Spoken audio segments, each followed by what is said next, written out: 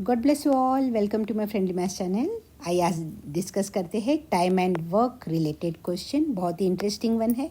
And the question is A is thrice as good as workman as B and therefore is able to finish a job in 60 days less than B. 60 days less than B. Working together, they can do it in, options are given, 20 days, 22.5 days, 25 days, 30 days. Right everyone? अगर ये question आप अपने आप करना चाहते हैं तो video यहाँ पॉज कर लीजिए और ट्राई कीजिए। All the very best. और अगर आपको हेल्प चाहिए और इन क्वेश्चंस में छोटी छोटी चीज़ों का ध्यान रखेंगे तो सिली मिस्टेक्स नहीं होंगे। आइए हम हर एक चीज़ को डिटेल में डिस्कस करते हैं। देखिए यहाँ पे क्या दिया है, ए का वर्कमैनशिप जो है वो 3 times ज़्यादा है बी से।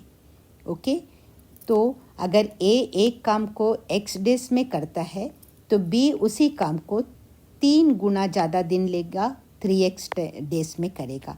यहाँ हम डेज की बात कर रहे हैं, राइट एवरीवन।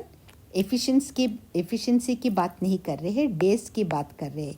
इसीलिए ए अगर x डेज में काम कंप्लीट करता है तो बी क्या करेगा, 3 times ज़्यादा लेगा। x में 3 को मल्टीप्लाई कर दीजिए, that is equal to 3x times ज़्यादा लेगा, राइट एवरीवन। और तो इससे क्या होगा, हमें ये दिया है ए कितने दिन कम ले रहा है काम, तो हमें 3x में से 6x को माइनस करेंगे तो 60 मिल रहा है। 60 डेज कम ले रहा है, यहाँ पे दिया है। Okay, 3x minus x is equal to 60 हो गया। आई होप यहाँ तक क्लियर है आपको।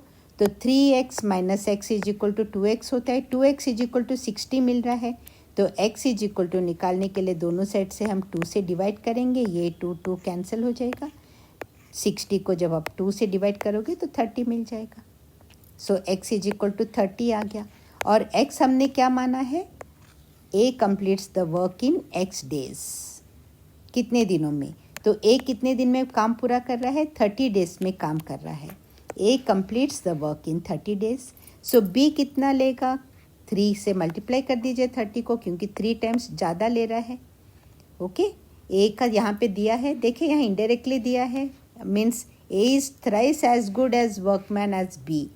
ओके, तो B से 3 गुना ज़्यादा वर्कमैन है, तो वैसे ही टाइम भी 3 गुना कम लेगा A काम पूरा करने के लिए, है ना। तो इसीलिए A के जो डेज है वो कम में आ रहे हैं और बी के डेज ज़्यादा आ जाएंगे, दैट इज़ 90 डेज लगेंगे बी को, और उसी काम को ए जो है वो 30 डेज में पूरा कर रहा है, राइट एवरीवन। तो अगर 30 डेज में ए काम पूरा कर रहा है तो एक दिन में कितना करेगा, 1/30 काम करेगा। और बी का 1 डे का काम कितना हो जाएगा, 1/90 हो जाएगा। ओके, पूरे काम को 90 डेज में कर रहा है तो एक दिन में 1/90 करेगा, और ये पूरे काम को 30 डेज में कर रहा है तो 1/30 करेगा। वही लिखा है यहाँ पे, work done by A in 1 day 1/30, work done by be in 1 day 1/90, right everyone. अब हमें क्या देखना है, ए और बी साथ मिलकर एक दिन में कितना काम करेंगे। Work done by A and be in 1 day देखना है, तो हम दोनों को ऐड कर लेंगे। इसका ए का एक दिन का काम प्लस बी का एक दिन का काम, तो 30 और 90 जो डिनोमिनेटर में है उनका एलसीएम 90 आता है। तो 30 को 90 लाने के लिए डिनोमिनेटर को 3 से मल्टीप्लाई कर रहे हैं, तो न्यूमरेटर को भी हम 3 से मल्टीप्लाई कर लेंगे, राइट एवरीवन। तो ये हो जाएगा 3/90, 1 × 3 is equal to 3, 30 × 3 is equal to 90। और यहाँ ऑलरेडी 90 है तो डिनोमिनेटर न्यूमरेटर को 1 से ही मल्टीप्लाई करेंगे तो वो एज इट इज़ रहेगा। अब दोनों के डिनोमिनेटर सेम है तो न्यूमरेटर्स को हम डायरेक्ट ऐड कर लेंगे, दैट इज़ 4/90।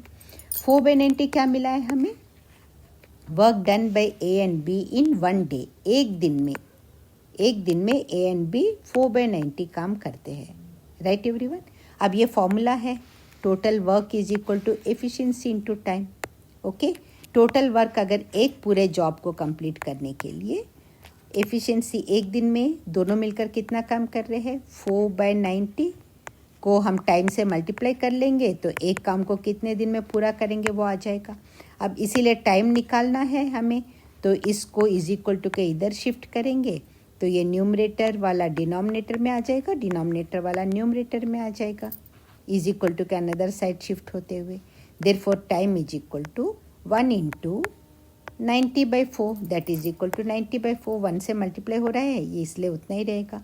अब 90/4 को जब हम डिवाइड करेंगे 90 को 4 से, तो 4 2s are 8, 1 बचता है रिमाइंडर। अब ये 0 को नीचे लाएंगे तो again 4 2s are 10, 4 2s are 8, okay. 10 - 8 is equal to 2 हो गया। सो इसका मतलब क्या है, ये 22 कंप्लीट 2/4 डेज हो रहा है, okay. And 2 1s are 2, 2 2s are 4, so 22 complete 1/2 days में वो पूरा काम कंप्लीट कर लेंगे। देयरफॉर ऑप्शन कौन सा है, यहाँ पर दिया है ऑप्शन बी, ओके। ये जो ऑप्शन बी दिया है this is the correct answer. Option B is the correct answer. अगर ये वीडियो आपको पूरा अच्छे से समझ में आ गया है और आपने एंजॉय किया है इस क्वेश्चन को, तो प्लीज़ लाइक कीजिए, और चैनल को अगर सब्सक्राइब नहीं किया है तो प्लीज़ सब्सक्राइब कर लीजिए, एंड अपने फ्रेंड्स तक भी इसे ज़रूर शेयर कीजिएगा। Thanks a lot for watching, all the very best.